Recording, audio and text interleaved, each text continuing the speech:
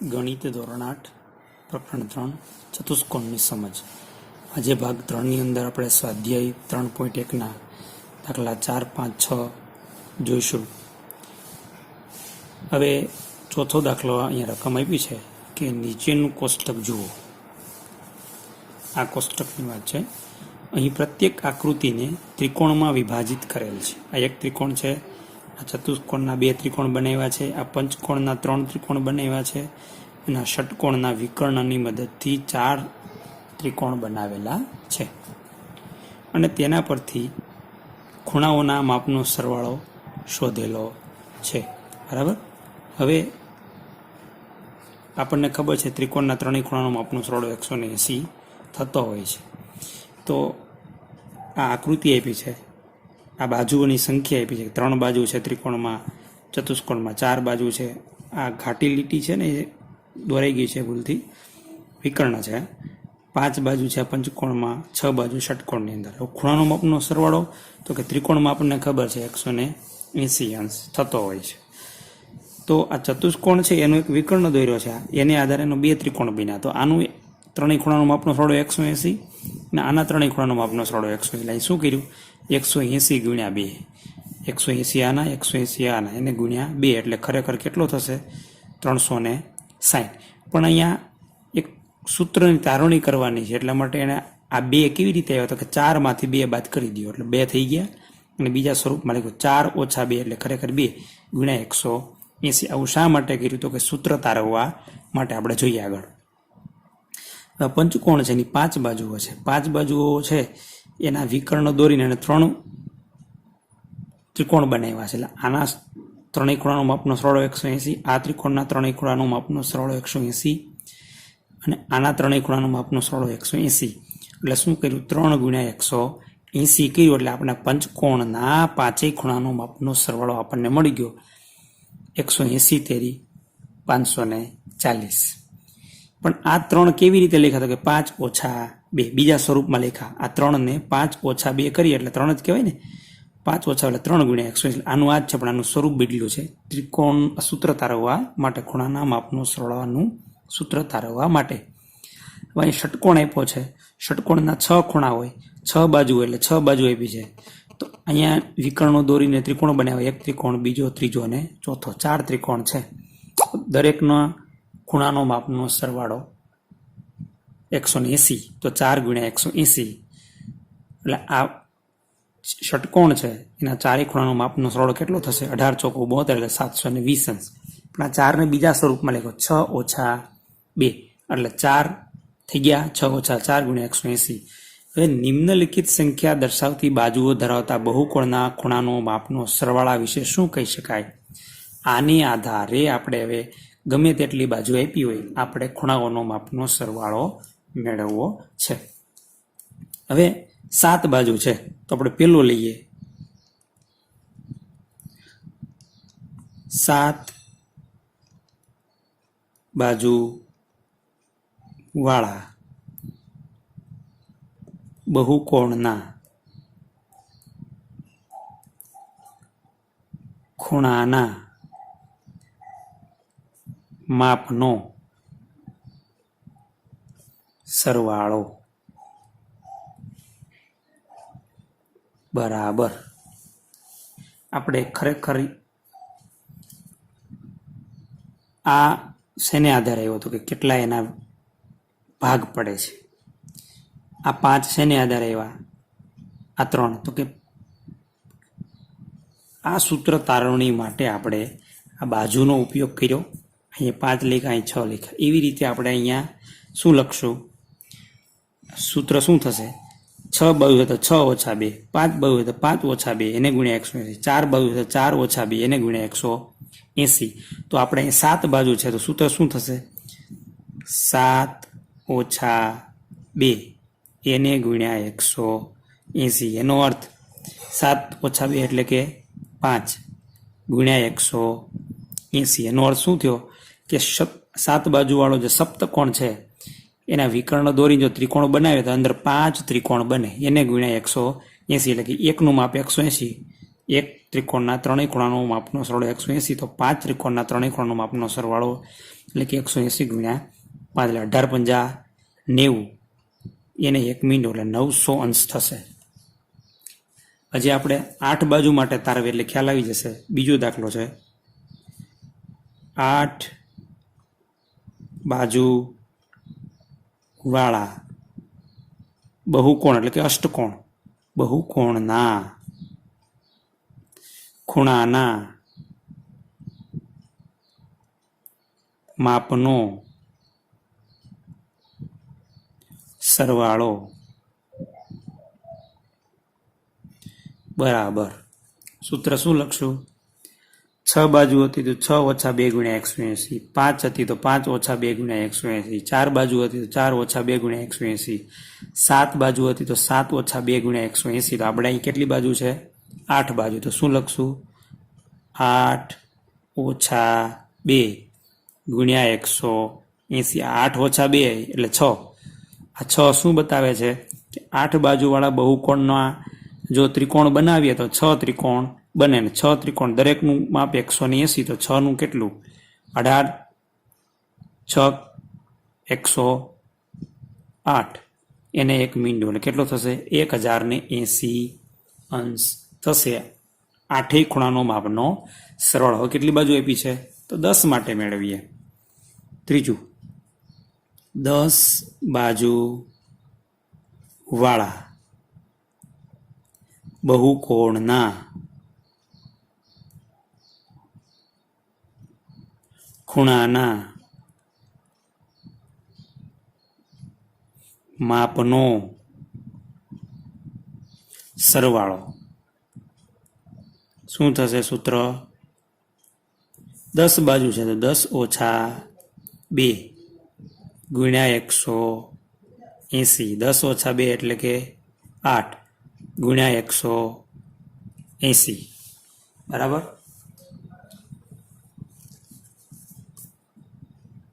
હવે ગુણાકાર 18 અઠ્ઠા 144, પાછળ 1 મીંડું બરાબર. એટલે કેટલું થશે? 1440 અંશ બરાબર.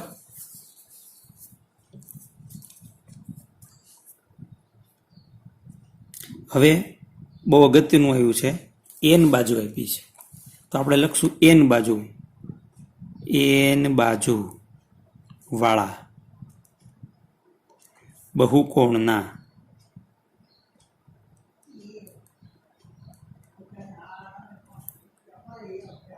ખૂણાના માપનો સરવાળો. એન બાજુ હોય તો સૂત્ર શું થશે?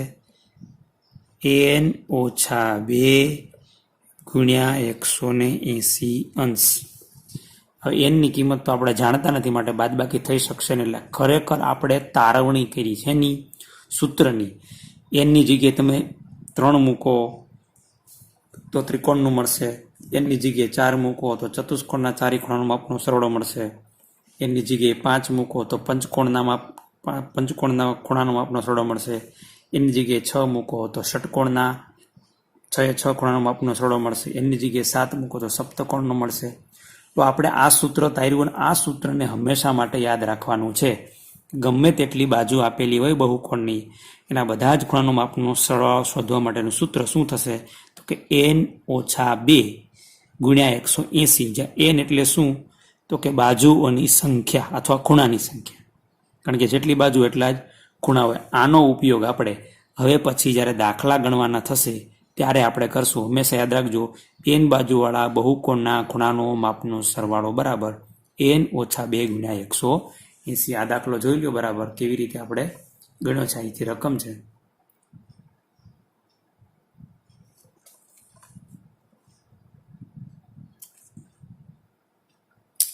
હવે આપણે દાખલા નંબર 5 જોઈએ. શું કે છે? નિયમિત બહુકોણ એટલે શું? એવા નિયમિત બહુકોણના નામ આપો જેમાં 3 બાજુ હોય, 4 બાજુ હોય, 6 બાજુ હોય. તો સૌથી પહેલો પ્રશ્ન આપને પૂછ્યો છે, નિયમિત બહુકોણ કેને કહેવાય? તો આપણે નિયમિત બહુકોણની વ્યાખ્યા આપીએ. નિયમિત બહુકોણ શીખી ગયા. શરૂઆતમાં શું કીધું તું?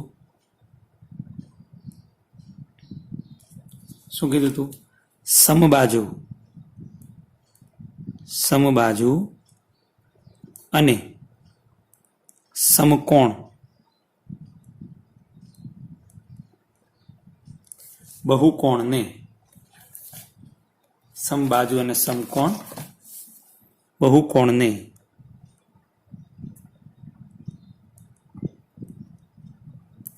નિયમિત બહુકોણ કહે છે.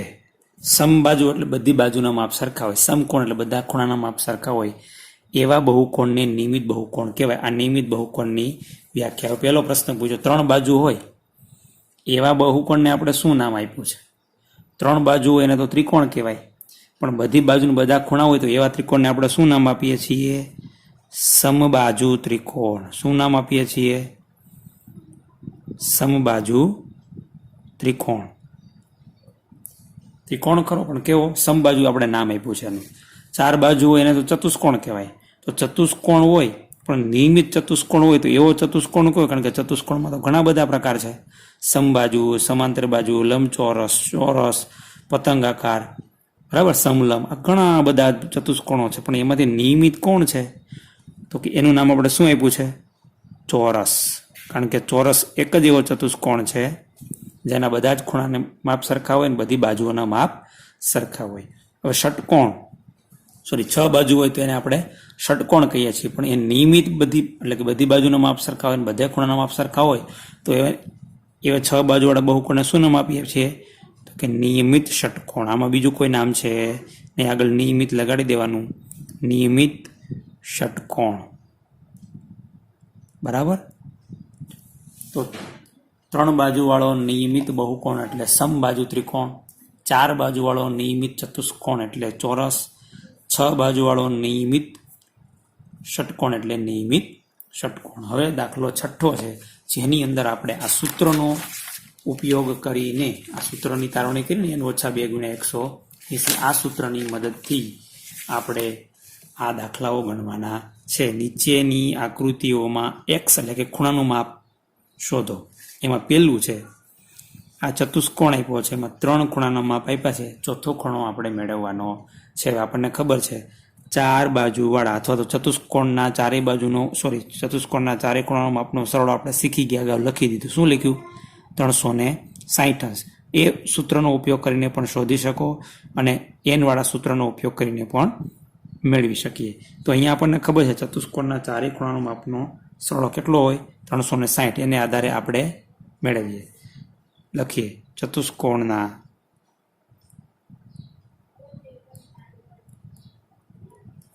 ચારેય ખૂણાના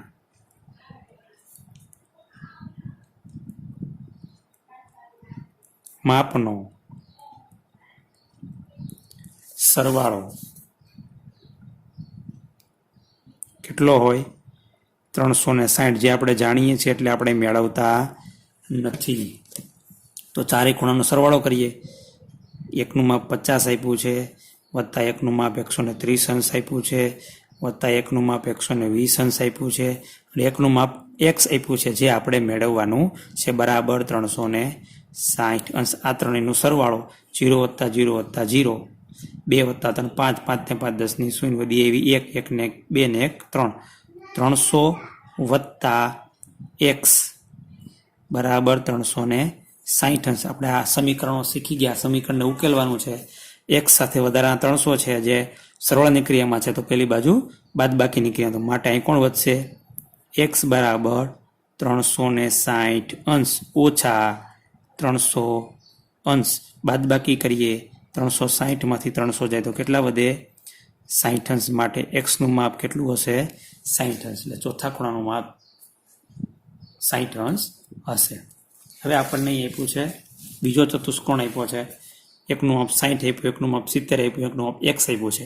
આનું માપ આપ્યું નથી, પણ આપણને ખબર હોવી જોઈએ રૈખિક જોડના ખૂણા આવી રીતે આપેલા હોય ટી આકારે, તો આ ખૂણો અને આ ખૂણો બે રૈખિક જોડના ખૂણા કહેવાય. અને આ બે ખૂણાઓ પૂરક હોય. પૂરક એટલે બેનો સરવાળો 180 હોય. આ 120 હોય તો આ 60 હોય, બરાબર. આ 130 હોય તો આ 50 હોય. એવી રીતે આ બેનો સરવાળો કરો એટલે 180 અંશ થાય. તો અહીંયા આ ખૂણો અને આ ખૂણો બે રેખિક જોડના ખૂણા છે. આનું માપ 90 છે તો આનું માપ પણ 90 હોય, કારણ કે 90 + 90 180 થાય. તો આપણે લખી દઈએ સીધું જ કે ચતુષ્કોણના, આગળના દાખલાની જેમ ચતુષ્કોણના, અહીંયા આપણે રેખિક જોડના ખૂણાનો ઉપયોગ કરીને આ મેળવવું એવું કરવાની જરૂર નથી, કારણ કે આ 90 છે એટલે આ 90 હોય. ચતુષ્કોણના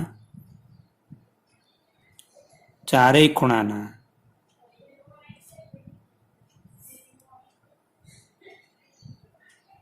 માપનો સરવાળો કેટલો થાય? ચતુષ્કોણ હોય તો 360. આપણે જાણીએ એટલે ઉપયોગ કરી લીધો, ન જાણતા હોય તો સૂત્રની મદદથી આપણે ગોતી શકીએ. સરવાળો લખીએ.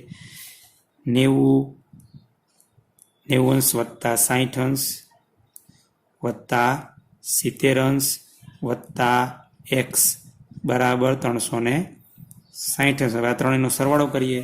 0 વત્તા 0 વત્તા 0 એટલે 0, 6 ને 7 13, 13 ને 9 22,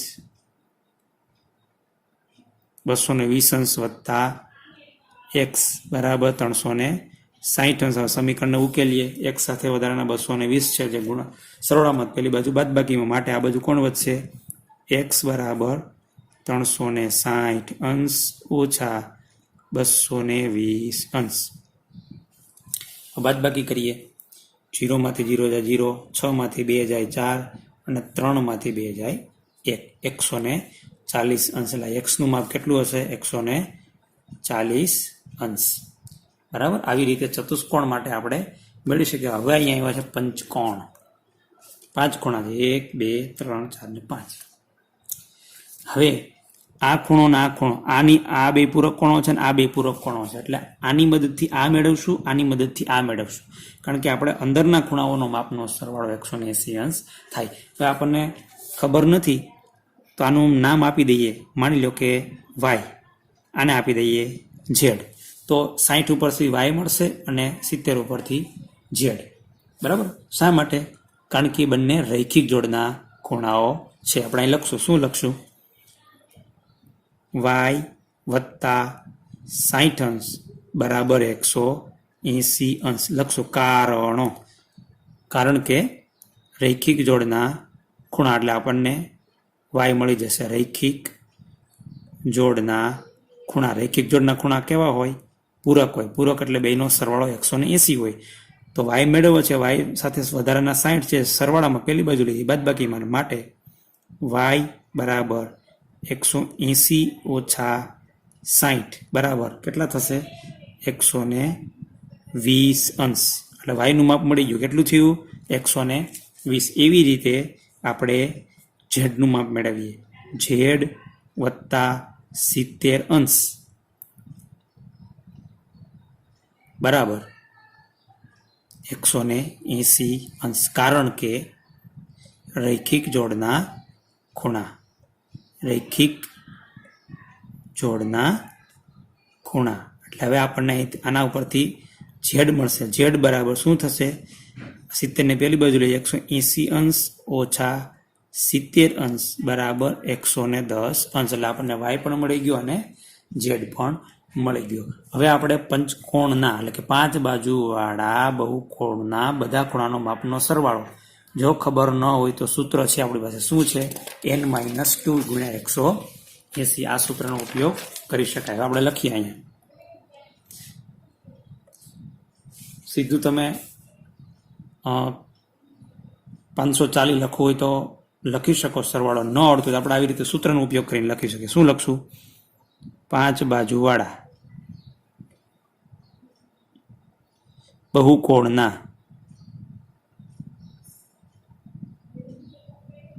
ખૂણાના માપનો સરવાળો બરાબર શું લખશું સૂત્ર n ઓછા 2 ગુણ્યા 180. અહીં n બરાબર કેટલા? n એટલે બાજુની સંખ્યા 5, તો 5 ઓછા 3 ગુણ્યા 180 અંશ. 5 ઓછા 3 એટલે 5 ઓછા 2 એટલે 3 ગુણ્યા 180. 18 તેરી 54 1 મિનિટ એટલે 540 અંશ. આપણને પાંચેય ખૂણાનો સરળો મળ્યો. હવે આપણે આ પાંચીને મૂકીએ, બરાબર? તો આપણે અહીં લખશું, શું લખશું?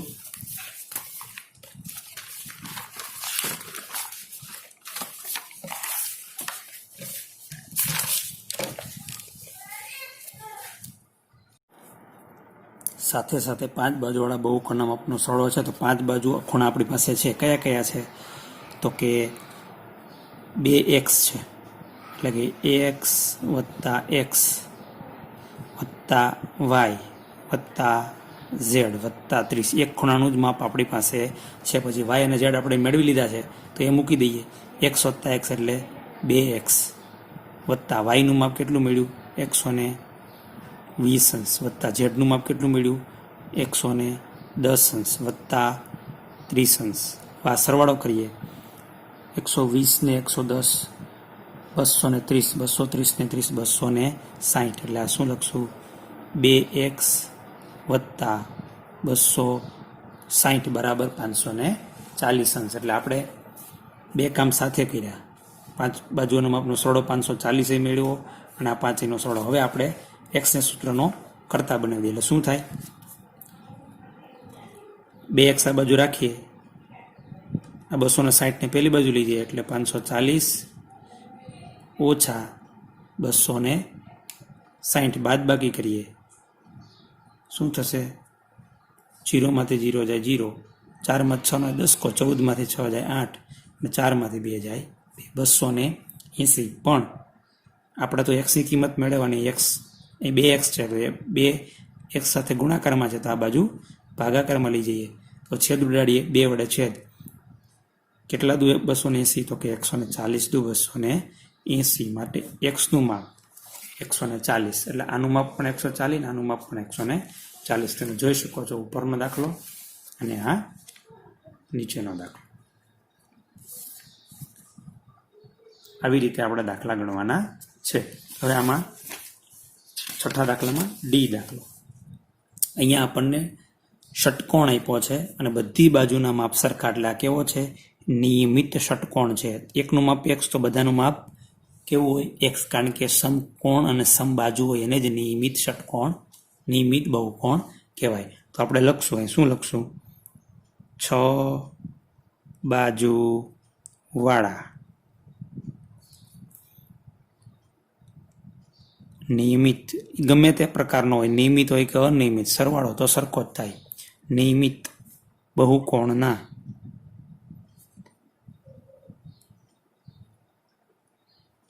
ખૂણાઓના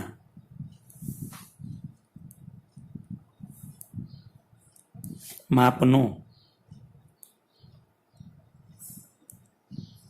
સરવાળો બરાબર. સૂત્ર લખી શકાય. શું લખાય સૂત્ર? n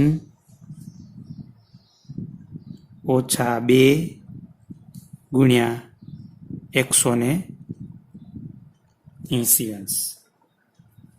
પણ n એટલે તો કેટલા છે? 6. હવે 6 બાજુવાળા નિયમિત બહુકોણના ખૂણાનું માપનું સરવાળો, કે 6 એ 6 ખૂણાનું માપ શું છે? x. તો લખીએ x વત્તા x વત્તા x વત્તા x વત્તા x વત્તા x 6 વખત બરાબર n ઓછા 2. n એટલે બાજુની માપ અથવા ખૂણાનું નામ સંખ્યા કેટલી છે? તો કે 6 ઓછા 2 ગુણ્યા 180. આ બધા સજાતીય પદો છે, બધા નિશાની સરખી. સરવાળો કેટલા? 6x બરાબર 6 માંથી 2 જાય 4 ગુણ્યા 180 અંશ. એટલે શું થાય?